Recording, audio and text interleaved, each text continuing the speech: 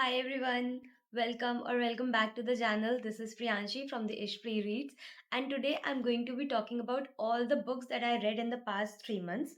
So this is the stack of books that I read, and when I was thinking of this video, I thought that oh my god, I haven't read as many books as I have seen other people on the YouTube reading. I mean, some people have read more books in a month than I read in 3 months, but then I realized that, I have read more books in these 3 months than I have read in the last year or past few years.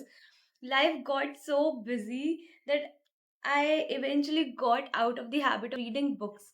And this channel came as such a blessing because now I have started reading books, I have started enjoying books, and I am even you know finding new genres and finding new tropes, I think. So yeah, I'm very happy about that. And also I have read, I think, more non-fiction than I have read fiction in the past few years. So I am getting back to fiction slowly and steadily, and I'm really enjoying it. I'm really liking it. So the first one is The Game of Life. Now, this is just a 22-page book, and it was not that I read it for the first time. I Since it is 22 pages, you can just sit and read it in the 10 minutes, but I read it again, and it made me realize a few things. So this book is about a girl named Rihanna and how one day she decides to do things a little differently than she does. So she says that what if instead of getting scared of the things that she doesn't want to do, maybe she'll try a different approach and you know take things a little more enthusiastically. For example, she hated history classes, so she thought that nothing is going to change the fact that she has to go to the history class. So what she can do is she can change her attitude about it. Things started becoming better. We see her at the age of, I think, 100 years old, and she goes through her memories and she realizes that how things changed drastically just because she made one tiny decision. This is a non-fiction fiction kind of a book because it teaches a really beautiful lesson that if we just change how we go about life, if we change our attitude about certain things, then our lives can take a different turn. Maybe things, I mean, in the present time, at the time that we are doing the thing, it might not seem like too much, but eventually it will take our lives in a whole different directions, and we might not even realize it until we have reached at certain point in our life and we turn and look back at all the moments that happened. This was a really good reminder, and actually it had a positive impact on me.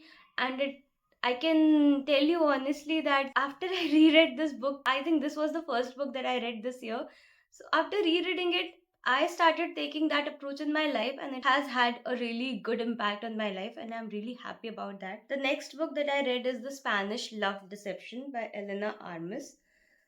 Now, this is an enemies to lover kind of a trope. His name was Catalina and Aaron Blackwood. I remember the character's name. Catalina basically has to go to her sister's wedding, which is happening in Spain, and she has told her family that she has a boyfriend because she has been single for really too long, due to a traumatic experience in her life, and she doesn't want to lose her face in front of the family and for them to think that she has not gotten over that incident till now. So when it comes time for her to go to the wedding, she lies to her mother and eventually her whole family that she has a boyfriend.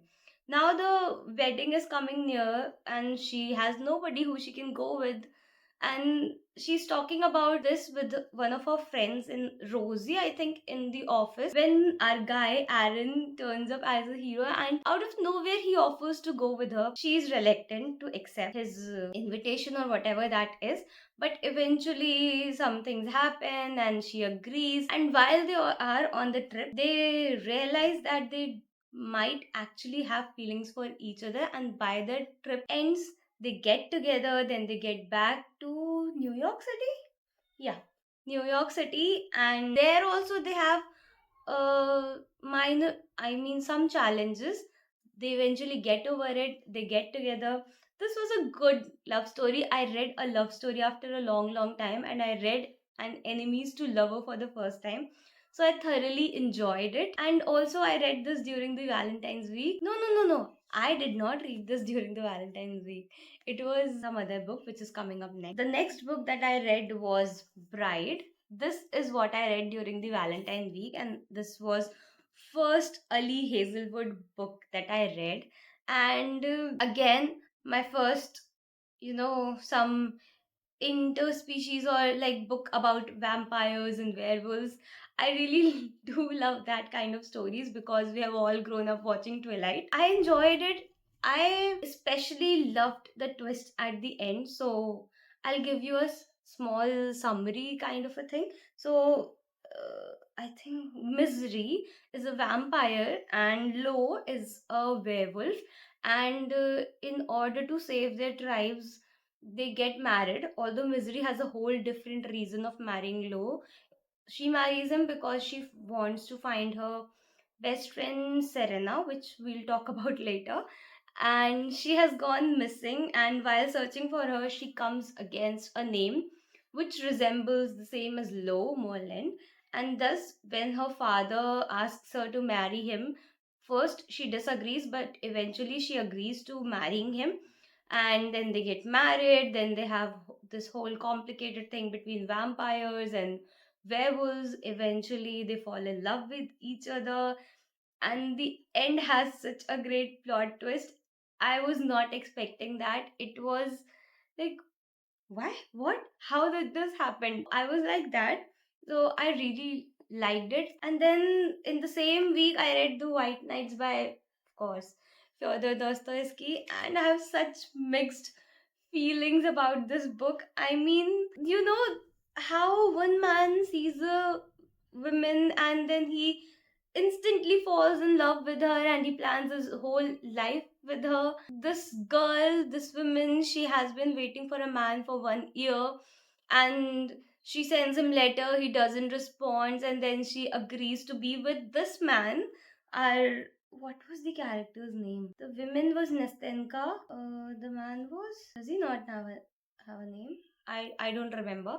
So she agrees to be with this man, but then the man that she has been waiting for over a year and who she has sent letters to turns up, and she runs up and goes to him. I'm like, what is happening? I still have such mixed feelings about this book. I still don't know what to say about this book. I think I will have to read it or maybe think about it more to talk about it any further. Then I got back to my non-fiction. I was like, I have read too much fiction and now I want to read some non-fiction. And so I found this, The Four Agreements. And honestly, this is such a beautiful book. So this book talks about four agreements, which is be impeccable with your word, don't take anything personally, don't make assumptions, and always do your best. Now these seem like such simple things, but we forget about these things. We do not even think about these things. We are always making assumptions, we are always taking everything personally. We are not that impeccable with our words. My favorite part about this book was the definition of the best that was provided.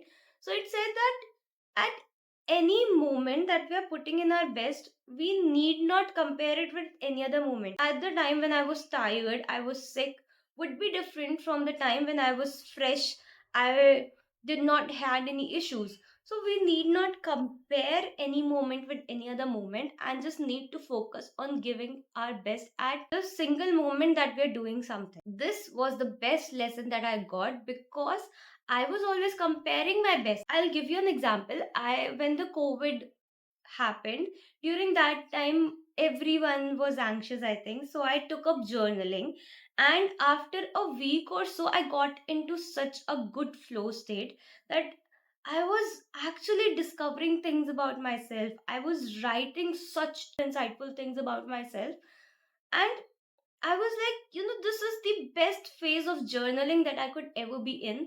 And then life happened, things started opening up, college started, I got into the job, and the journaling thing got left behind. Now I have started journaling again, but I was always comparing it with that time. So now that I'm journaling, I'm not going into that much depth. I am not able to have revelations as I had during that time. And it used to bother me so much that why is this happening? Why I'm not able to connect with myself the way I did during the COVID. Maybe that was some other phase and this is some other phase. So I was always comparing it that I'm not going to ever get good at journaling as much as I used to be. This book came as an absolute reminder that no, that was some other time, this is some other time, and if I am giving my 100% during this time, then it doesn't matter. I am doing my best. I am doing the best that I can. Yes, we need to improve ourselves. Yes, we need to get better and better. But that doesn't mean that we always need to think that, oh my god, I am not doing my best at this moment as much as I did in that moment. Because at that time, your mindset would have been different. Your whole life scenario would have been different. And then the moment that you're doing another thing, it could have a whole different scenario. So, yes, I loved that chapter, and ever since I read this book, I have tried implementing whatever principles are given there. So, being impeccable with your word is also something that I've taken up. That if I say something like, most often we do not break promises that we make to other people, we break promises that we make to ourselves. And I had that habit.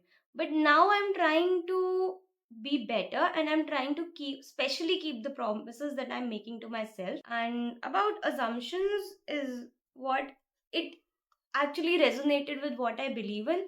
So I believe that people usually may are like ready to make assumptions about everything. You saw some person, you saw them doing something, and we don't even know that person, we don't even know that person's name, but we make a whole story about them. So I absolutely do not like this. And this was like, oh my god, this is so much aligned with what I believe. So yeah, this book was a great book. And if you have to, I have to recommend one non-fiction book to you, then I would absolutely recommend this. It is not that big as well, 140 pages only. But don't go on the pages, take time, take one page at a day or whatever you like.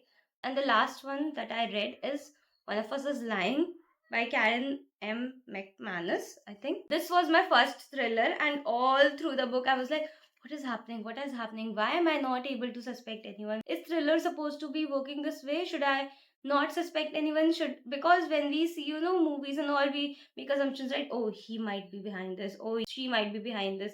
But reading this one, I was like, why am I not suspecting anyone? There were one or two people which I was like, why are they behaving this way? And not to spoil or not to brag, but I was correct in making the assumptions about them. I thoroughly enjoyed this book. Not as much as I thought I would be, because I was like, thriller, oh my god, it will be blah blah blah blah, but it was not like that. And the last book that I would like to talk about is Made by Ali Hazelwood.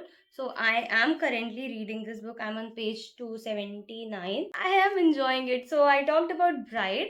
So there are two main characters in Bride. If you know, I don't want to give any spoilers. So this book is about those characters. Not two main characters. I think one was kind of a main character and one we saw some glimpses of. I think this much done. So it's more than half, and I have to read this much. If I will keep on going at the speed that I am, I might be able to finish this today. This is the story about two werewolves, and one is a hybrid and one is a full. And this full were finds out that this hybrid is her mate, and then they have these whole restrictions and rules that they must follow, and she's finding her identity, he's helping her find her identity, he's protecting her from threats, she's going through something very personal, and he has started helping her on that. So yeah, that is the story about. This was all the books that I read from Jan to March 2026. Although I must say I haven't still found my 5-star read. No, I wanted to have something emotional to read, deeply connect with a book. I still haven't been able to find that one book. Hopefully, I will do that in the next 3 months, probably, or maybe I'll not. So I don't know. And hope you like this video. Let me know which one do you like the best. Which one have you read? Which one are you planning to read? If you have any suggestions, please do drop it in the comments down below. We love to hear from you. And thank you for watching this video. Bye. Take care.